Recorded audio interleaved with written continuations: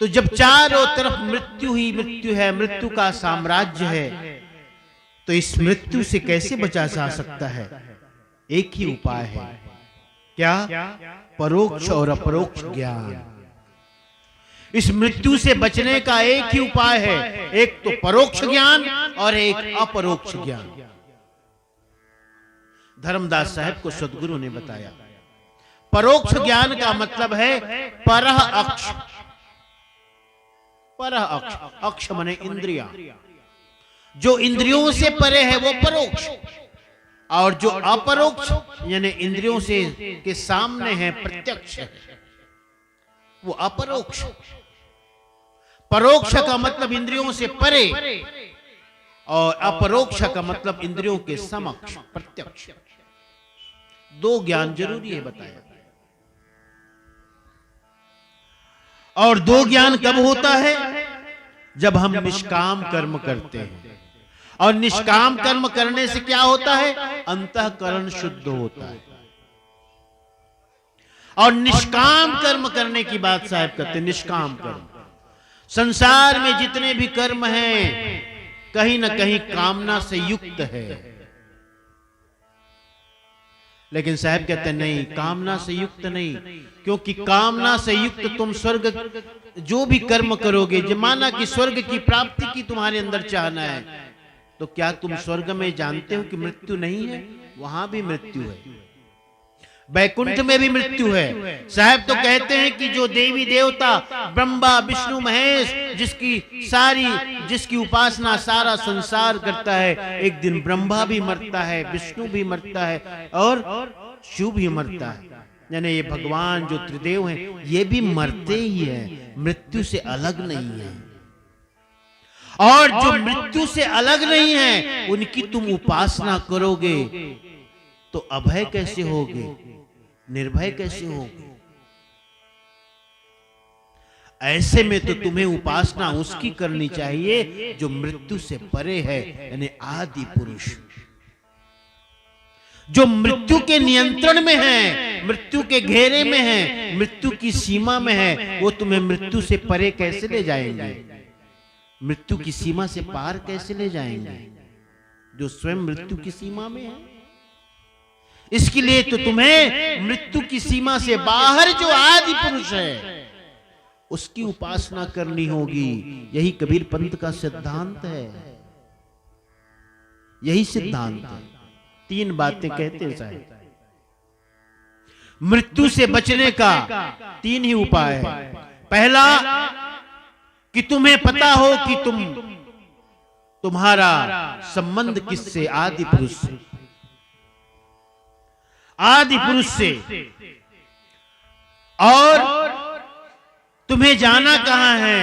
उस आदि पुरुष के देश जो सतलोक है वहां तुम्हें जाना है। अमर लोक, सतलोक, निज धाम, निज देश, इसका पता होना चाहिए। तो परोक्ष ज्ञान का मतलब क्या हुआ? जासो नाता आदि का बिसर गया सो ठोर। जिससे तुम्हारा आदि का नाता है, पूर्व का नाता है, वहां से तुम अलग हो गए, बिसर गए, उसका ज्ञान ही परोक्ष ज्ञान है। अपरोक्ष ज्ञान क्या है? अपरोक्ष ज्ञान क्या है? बंदे कर ले आप निबेरा, सत्संग, भजन, सुमरन, ध्यान, ये अपरोक्ष ज्ञान।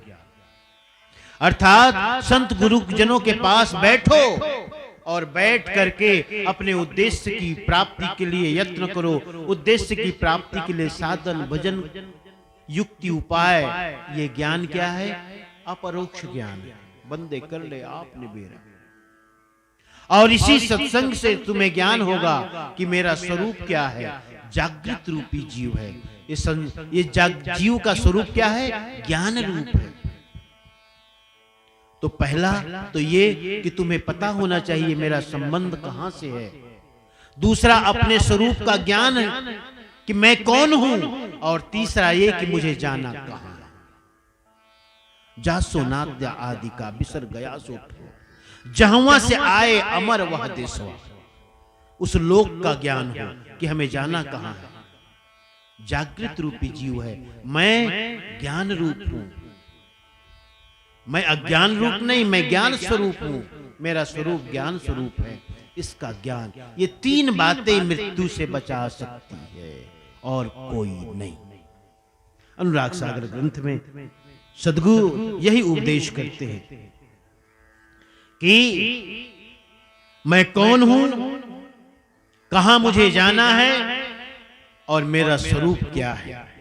इन तीनों बातों का ज्ञान हो, तीनों के बिछो होने से मृत्यु पीछे पड़ी है और इन तीनों से बिछो होने के कारण ही मृत्यु पीछे पड़ी है। हमें अपने संबंध का पता नहीं है कि हमारा नाता आदि पुरुष से है, काल पुरुष से नहीं। और हमने अपने काल पुरुष से संबंध जोड़ लिया है, बना लिया है। हम सदा ये मान बैठे हैं कि मैं क्या हूं, शरीर हूं, मैं फला नाम वाला व्यक्ति हूं, मैं किसी का पिता हूं, पुत्र हूं, किसी की पत्नी हूं, किसी की मां हूं। यही हमने मान बैठा है। इन तीनों से अपने को, इन तीनों से के बिछोह के कारण, इन्हें आदि पुरुष से बिछोह के कारण, सतलोक से बिछोह के कारण और अपने आप को ज्ञान रूप न मानकर अज्ञानी मानकर, अर्थात अज्ञान क्या है, यही कि मैं शरीर हूं, मैं मन बुद्धि चित्त अहंकार हूं, यह मान करके मानने के कारण ही मृत्यु है। और जिसने इसे जान लिया वो मृत्यु से परे हो गया, साहब ऐसा कहते हैं। मैंने सुबह के सत्र में 7 शरीरों के बारे में बताया। सूक्ष्म शरीर, स्थूल शरीर, सूक्ष्म शरीर, कारण शरीर, महाकारण शरीर, कैवल्य शरीर, हंस शरीर और अंत में सतलोक। सुबह के सत्र में मैंने कहा था, साहब यहां क्या कहते हैं, सत्यलोक या अमर लोक को निज देश, निज घर, निज धाम, सतधाम, अमर देश, अमी धाम, अनाम धाम और अविचल देश, इतने सारे नाम हैं इसके। ग्रंथों में कभी इस तरह का नाम आवे तो तुम संशय में मत पड़ना कि क्या है। सब उसी सतलोक के ही नाम हैं, उसी अमरलोक के ही नाम हैं। प्यारे हंसजनों, तो साहब कहते हैं कि जो इसे जान जाता है अच्छी तरह से, जो पांचों शरीर से अपने को भिन्न मानता है, पांचों शरीर से मतलब स्थूल शरीर, सूक्ष्म शरीर, कारण शरीर, महाकारण शरीर और कैवल्य शरीर, इनसे अपने आप को अलग मानता है, 5 तत्व 3 गुण से अलग मानता है अपने आप को, उसी का नाम ज्ञान है, उसी का नाम बोध